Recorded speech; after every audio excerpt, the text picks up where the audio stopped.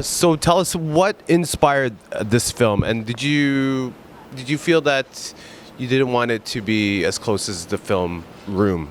Because I know that was a very popular movie as well. But like, what inspired this film this time around? I wanted to actually make a drama that would talk about an internal battle, something, a very simple story, the kind of story that it's very intimate, that we don't get to see a lot in cinema, that it's maybe not like that we consider like important enough in order to make like these very dramatic films, but that happens a lot to a lot of people.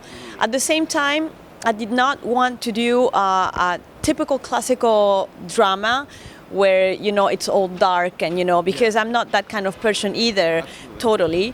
And since I'm a big fan of like anti-superheroes, I grew up in Lima, in Peru, watching El Chapulín Colorado, which is this anti-superhero figure for kids that messes it up all the time. Like anything he does is just wrong, but he's always there to save someone that he right.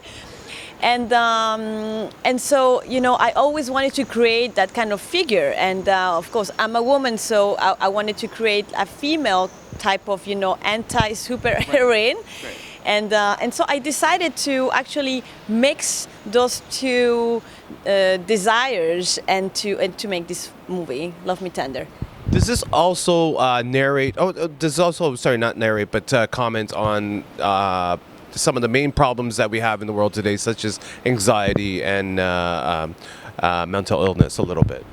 Well, you never really know what's going on inside of this character, because actually you just know that she cannot control her body as she would like to. She can't get out of the house, but no one ever says she has agoraphobia or she has anxiety or she is like depressed. You don't really know. That's something that I wanted to like let open to the public to decide, because the main thing that we actually tell with this film is the story of that internal battle, existential kind of like midlife crisis, and how to get how this person, this particular individual, gets over it. That's the story.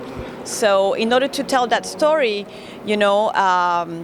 yes, she is trapped in something that even her maybe doesn't know exactly what it is. There's no diagnosis, but yes.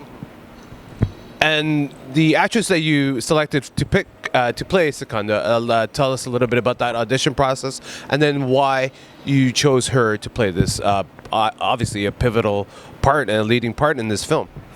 Barbara Giordano is an Italian actress from Sicily. I met her during the casting that I did in Rome.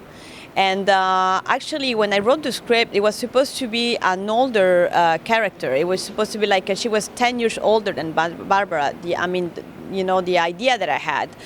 When I met Barbara, instantly, like about 2 minutes, I knew she was Seconda, because Barbara has like a natural light inside of her. And since I didn't want to go too dark, into this story, I could see that she could handle both. Mm-hmm. There was a lot of preparation, there was a lot of talking, never about the past of the character, but always about the present. The relationship she had to create with her body was on one of the main, she had to work a lot on that. Because as you can see, Seconda is a person that, she's in prison, so she's not free of doing everything she was, but she is very free on how she has her body, on how she lets her body be. Right. She grows her hair, and she's still beautiful. So my actress always says, like, to her, it's like a prehistoric woman, because it was before that the society decided how a woman should be. Right. That she has to not have hair in order to be okay and pretty. But Seconda doesn't care about society.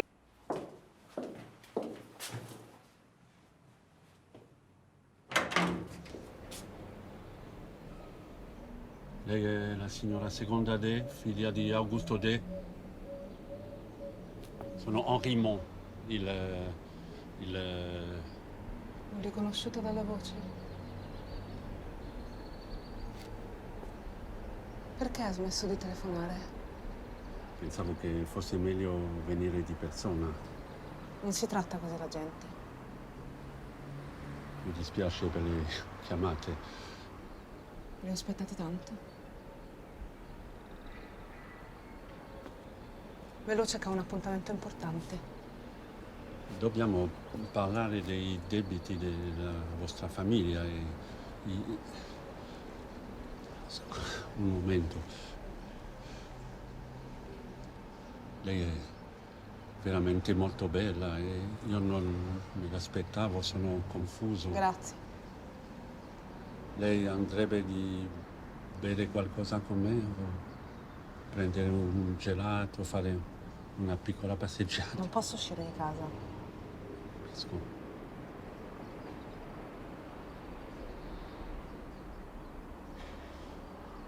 Scusi, che ho da fare? Capisco molto bene. La prego di scusarmi ancora.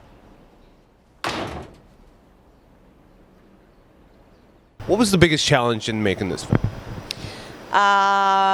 The biggest challenge was actually at the same time something positive and negative. We had mainly one location, which is the house. Like 90% of the film is in the house. And which is easier because you have one actress and a few others sometimes in one house, but at the same time, when you're done 3 days, maybe the stuff that you need with that one actress, and per day, you can't create more than what you have that day. You don't have other actors, you don't have other locations. So you are kind of like, you're confined to what, sometimes like we'll be ready before, like 1 hour before the end of, and my producer would be like, are you sure? Because that's never happened before. And we're like, yeah, but there's nothing else we can actually do. Right. I only have one actress and one location at this moment. And she's done enough stuff by herself right now for this particular thing. So yeah. So how does it feel to be here at the Toronto International Film Festival for your film Love Me Tender? It's been amazing. There's been like a very warm welcome from the public. I've actually felt a lot of generosity coming from the public after the Q&As, people coming, just telling me even like their own specific like relationship that they have with the film and with their own past. Some people have been actually there has been a lot of identification, or not at all, but it's been very magical. Very, very generous. Yeah. Well, thank you so much for your time, and good luck with your film here at the Toronto International Film Festival. All the best to you. Thank you. Thank you so much. Thank you.